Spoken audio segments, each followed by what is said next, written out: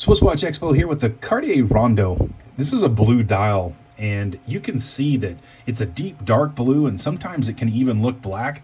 But when you turn the light just proper, you get this unique sunray effect. There it is, right there.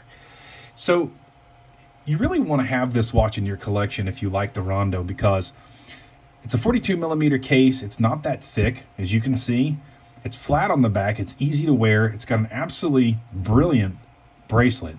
Interesting thing about this bracelet is that it's satin all the way through. It's not got any high polished areas like some of the others do. If you want an automatic, you want something classy, you want something completely different, you do not want a black or a silver dial in the Cartier, this one is just gorgeous. I want to make sure that you get it from us here at SwissWatchExpo. Give us a call or find us on SwissWatchExpo.com, and we'll be happy to answer any of your questions. This is just a gorgeous piece. And just for your reference, the stock number is 31877. We don't see these very often, so be sure to pick one up.